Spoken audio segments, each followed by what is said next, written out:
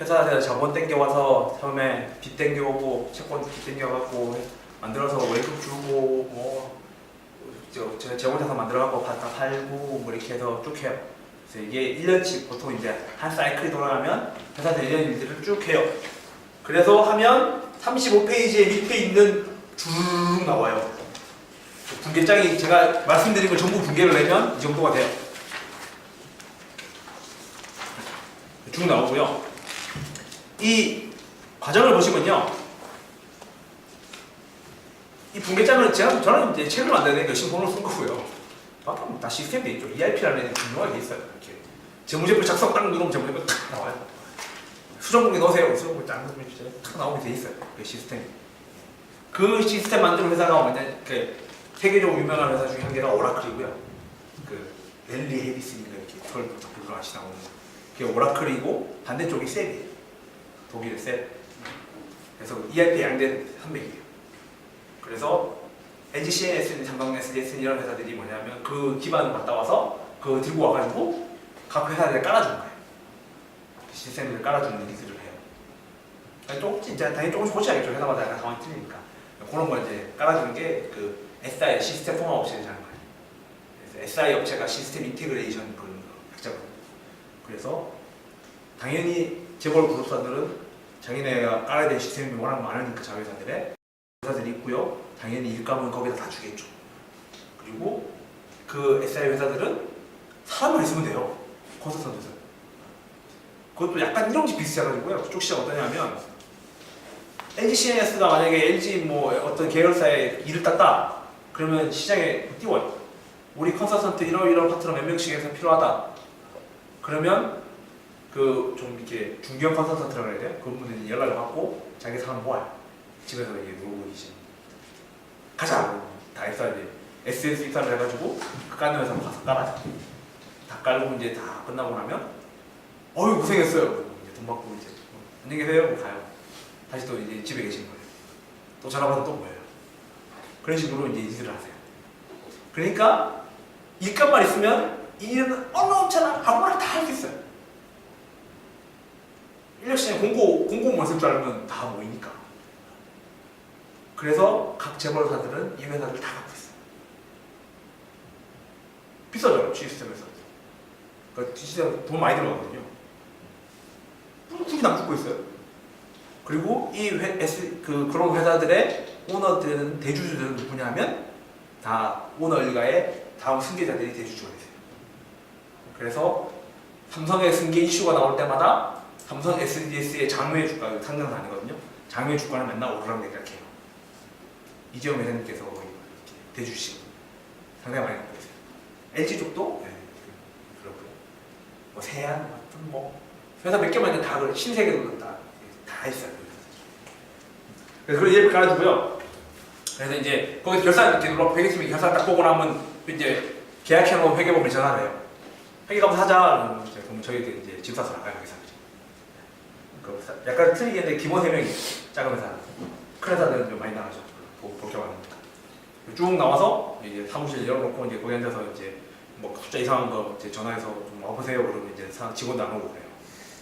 대가 전화 바쁘다고 도망다니고 좀 이렇게 좀 찝찝하다 싶으면 절대 대답 안 해주고요. 그 사람 없어져 있고 그래요. 그래서 뭐 제 경험에 의하면 그때 막 감사 나갈 때 제일 좋은 점은 꼭 상당히 예쁜 초입 여자 회사를 데리고 나가야 돼요. 그러면 그쪽 회사에서 알아서 대리점 내는 사람이 와서 거기 맨날 죽치고 있거든요. 그러면 그 사람 덕분에 많은 정보를 알았어요. 그럼 그 한 명은 뭐 이런 말하면 좀 그렇지만 예쁜 여자 회사분들은 일을 그렇게 열심히 하진 않으세요. 솔직히 일을 그렇게 열심히 하진 않으세요. 그렇지만 상관없어요. 따라간 나머지 남자 회사들이 죽으라고 그러거든요. 열심히 일해주기 때문에. 그렇게 상관없어요. 그래서 회사랑 이렇게 좀 친하게 지내야 되는 그런 커뮤니케이션 스킬 이게 되게 중요해요. 뭐 저희가 회계 전문가라고 하지만 원데이터가 없으면 아무것도 못 하거든요. 뭐 데이터를 뒤져보고 찾아볼 수 있는 원데이터가 있으면 뭘 할 거야. 회사가 그걸 안 주면 저희 답이 없어요. 방법이. 그래서 옛날에 뭐 SK그룹이 분식회계 한 건 어느 정도 지경이었냐면 자기네가 공식적으로 보는 시스템 하나와 분식회계용 시스템을 따로 돌렸어요. 그래서 모든 직원들은 이 시스템을 보고 있는 거예요. 공식 시스템을. 근데 진짜 움직인 거는 이쪽에서 비공식 시스템이 움직인 거죠. 회사도 다 와서 공식 시스템을 본 거고요. 그래서 감사하고 적정 다 냈어요, 의견을. 근데 진짜 여기 있었던 거죠. 아니, 다른 시스템에. 검찰에서 조사 결과 이게 나온 거예요. 그래서 회사에서 뭐 했냐? 전혀 보여주지도 않았는데 방법이 없는 거죠. 그래서 이렇게 가면 클라이언트한테 잘 받아야 되는 게 되게 중요해요. 변호사들 나가보시면 그게 제일 중요해요. 저쪽 상대방 입을 열게 하는 거. 저 사람의 마음만, 입만 열면. 그래서 저희 농담하는 게 첫날 나가서 첫날 나가면 항상 이제 저녁에 회식을 하거든요. 회계팀이랑 이렇게. 그리고 그쪽 회계팀들은 뭐 외부 접대는 게 없기 때문에 그 접대비라든지 뭐 학과적인 게 별로 안 나와요. 회계사들 올 때만 유일한 낙이에요. 오면 좋은 거 먹을 수 있고 그냥 술 마음껏 먹을 수 있거든요. 그럼 저쪽에 우 나와요. 이제 저희도 몇 명이 아직 그러면 그날 밤 안에 회계 실무자 있잖아요. 가장 일 많이 하는 사람. 그 사람이랑 형님하고 안 되면 그 감사는 진짜 고생해요. 자료가 안 나와요. 근데 그 사람이랑 형님하고 되면 다음날 모든 감사는 끝나요. 알아서 다 갖다 주고요. 다 설명해 주거든요. 그럼 이제 설명 듣고 뭐 이 부분은 네, 뭐 이렇게 제가 업세트하는 걸로 해서 위에 보고 드리겠습니다. 이 부분은 이렇게 고치셔야 됩니다. 이렇게 더 넘어갈 수 없습니다. 이런 식으로 이제 주고받게 돼서 이제 그걸 들고 저는 올라가서 내부 보고 드리고 그쪽도 이제 그다음 내부 보고 하면 이제 작은 이슈들은 밑에서 털어지고 큰 이슈들은 이제 위에서 만나서 계속 협의를 하시는 그런 구조로 되어 있거든요. 그래서 이제 이 외부 감사를 어떻게 받아야 되냐면 자산 총계 100억 이상의 회사들은 무조건 주식회사들은 무조건 받아요. 그래서 감사 보고서를 다트라는 시스템에 올려요. 그래서 이 부분에 대해서 너무 정보를 많이 공개한다는 얘기가 있어요. 세계 어느 나라도 그렇지 않아요. 100억 정도면 어느 정도냐면요. 동네에 보이는 서울에 보이는 큰 주유소 있잖아요. 요 앞에 있는 거. 그 100억 넘어요. 주유소치마도 무시하면 안 되고 100억 넘어야겠지. 그런데 감사하기 편하죠. 뭐 있겠어요.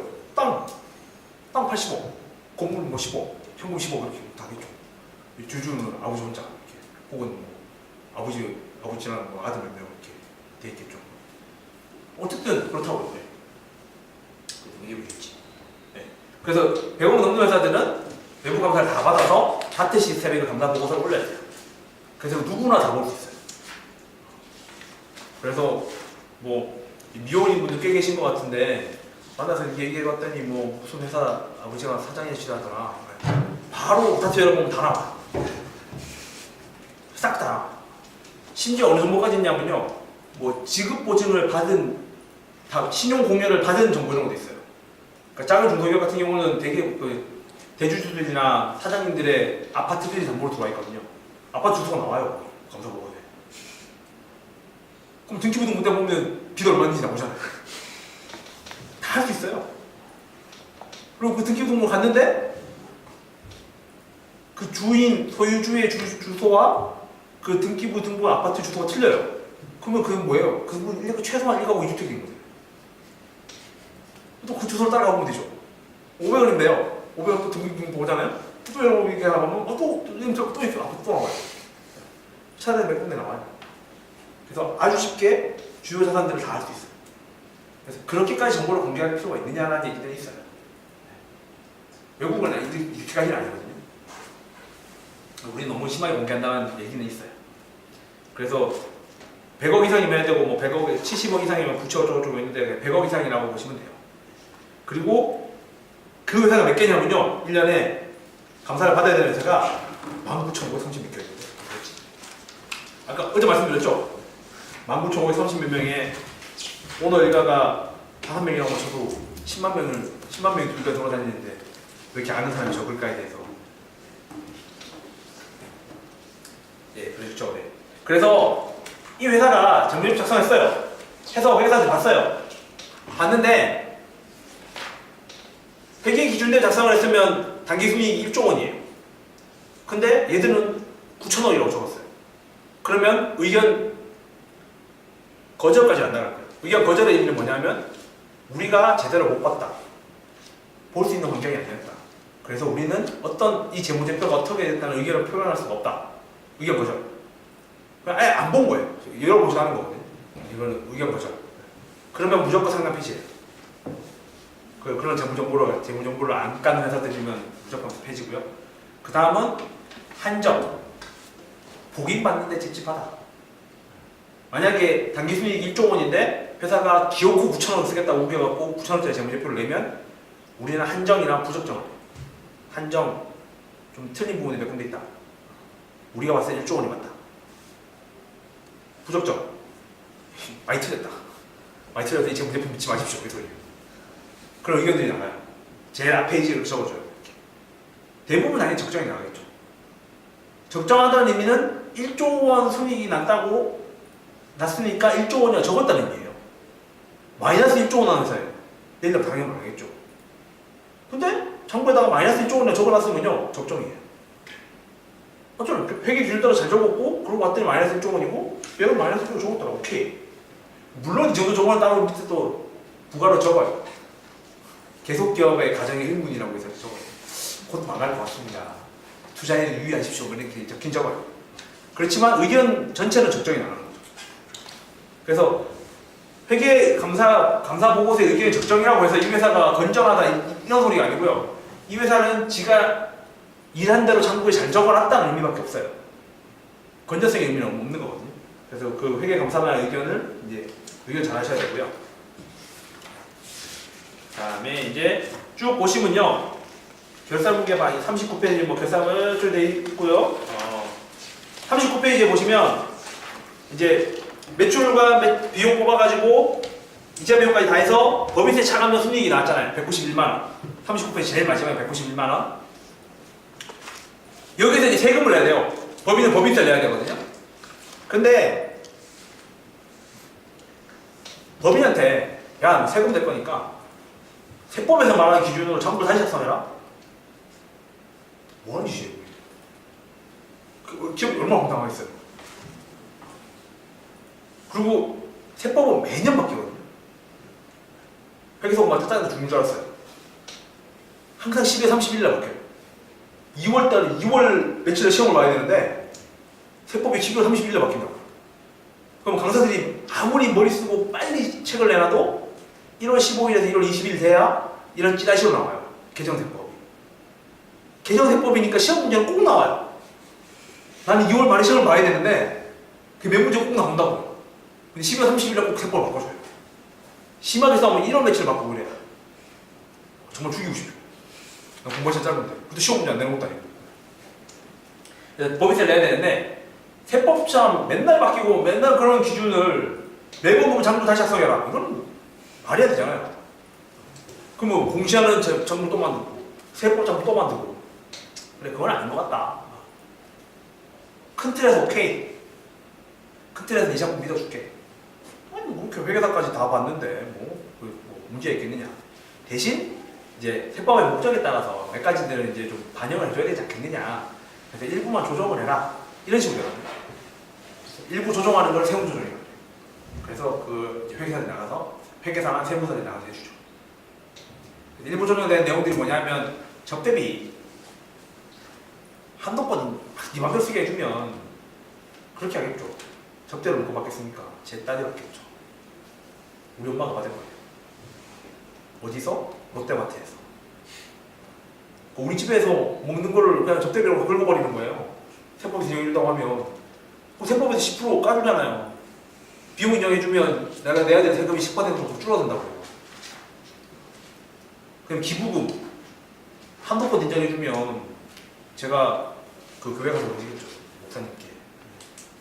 목사님 교회 공을 좀 넓으셨는데 제가 등 좀 바꿔드릴 테니까 대신 한 2억만 더 받았다가 좀 돌려주십시오. 당연히 그렇다고. 바보 아니면 당연히 그러죠. 그 아끼는 세금이 얼마고 그 돈이 얼마인데. 배당이라는 형태 외에 딴 걸로 바꿔나가면 배당 속세도 안 되기 때문에 세금 효과가 크거든요. 그래서 그런 것들은 한도를 정해야 돼요. 야 이거 넘는 거는 됐다. 네가 아무리 썼다 그래도 그냥 됐어. 여기까지만. 그런 식으로 한도를 하죠. 감가상각비 마찬가지. 한도권 인정해주면 이제 세액을 내 마음대로 조정을 한다.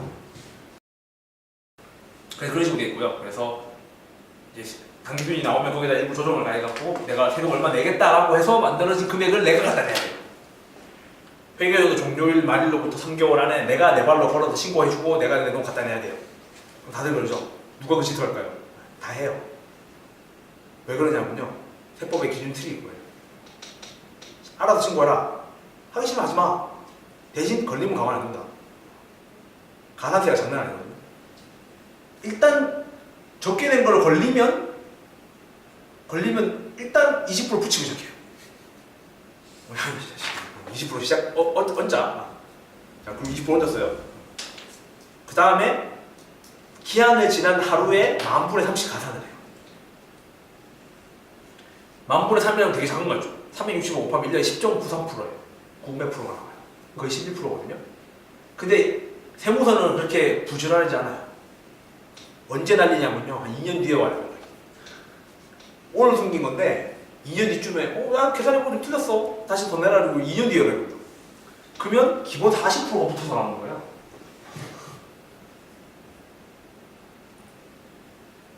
그냥 좀 쉬고 들었다고. 그래서 판례들 보시면 세법 판례들 보시면 본세 1억에 가산세 뭐 4천만 원 뭐 있다 이거 붙어서. 그 다음에 뭐 이게 가산세가 그냥 단순 실수나 뭐 나쁜 의도가 안 보였을 때 이거고요. 제가 빼려고 작정을 했다 그러면 이거예요. 80%도 없어서 나온 거예요. 걸리면. 그러니까 제때 신고하죠. 그래서 세금 분쟁이 붙으면요. 제일 먼저 하는 게 뭐냐면 일단 세무서에 내놓으라는 은행이 먼저 납부를 해요. 납부를 해놓고 돌려주세요라고 소송을 해요. 만에 하나 안 내고 소송했다가 깨져면 가산세 다 내야 돼요. 소송하는 기간도 그대로 올라가잖아요. 소송 대법원까지 가면 3년 걸리잖아요. 그러면 50%의 미납 가산세만 자동으로 붙고 20%또 붙어있으면 70%예요. 세율이 아무리 낮다고 그래서 70%를 더 얹어내려고 하면 아까 말씀드렸잖아요. 겨우 장사에서 4% 5% 버는데 이 중에 세금을 내는 게 막 1% 2%인데 1% 내외일 텐데 여기다가 70% 더 붙으면 내가 번 돈에 얼마를 내놔야 되는 거예요. 그래서 우리나라 세법 그런 거 같아요. 소득세도 마찬가지예요. 다 우리나라 세법 상속세 다 그렇게 돼 있어. 알아서 신고하세요. 안 하면 알아서 하시고요. 2년 뒤에 연락드립니다. 세금 신고는 웬만하면 좀 오버해서 내놓고 의심스럽다 싶으면 오버해서 내놓고 환급 신청하는 게 나아요. 환급 신청하고 나중에 이런 식으로 절차 진행들을 많이 해요. 그래서 제가 요즘에 이제 세법 수업 듣는데 세법 판례들 보면 다 그렇게 돼 있어요. 사건의 개요 보면 그래서 이렇게 내라 그래서 얼마 내놨는데 이제 그거 돌려주세요라는 수법이 이렇게 돼 있어요. 그리고 이제 여기서 보실 거는 이제 재무제표 딱 보시면요. 영업이익까지가 회사가 장사해서 돈 번 거고요. 손익계산서에서 밑에 보면 이자 비용 있잖아요. 이자 비용은 누구 주는 거예요? 채권자 주는 거예요. 그리고 법인세 나오죠. 그리고 나서 주주가 먹는 거예요. 그리고 나서 그 주주가 먹는 거를 이익잉여금이라는 형태로 41페이지에 보시면 170만 원이라고 적어놔요. 41페이지 재무상태표에 보시면 이익잉여금 170만 원 있잖아요. 1년 동안 170만 원 벌었다 그 소리예요. 170만 원 벌었다. 이게 저 첫 해니까 그렇죠. 10년쯤 되면 여기 쌓여있는 금액은 10년 동안 내가 번 돈을 거기다 적어놓은 거예요. 이익잉여금이랑 계산한 거예요.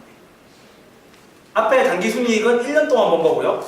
뒤에 재무상태표의 이익잉여금은 10년 동안 그 회사가 만들어진 이후 동안 쭉 벌어들인 돈을 적어놓은 거예요. 대신 고려해야 될 게 나중에 말씀드리겠지만 요번에 배당은 여기서 나가거든요. 그러니까 배당을 안 하고 회사에 남겨놓은 돈을 다 적어놓은 게 요 칸이에요. 그리고 상법에서 말하는 배당 가능 이익이 요 금액이에요. 요만큼만 배당할 수 있어요. 예. 그래서 여기까지 하고 이제 배당부터 내일 할게요. 네,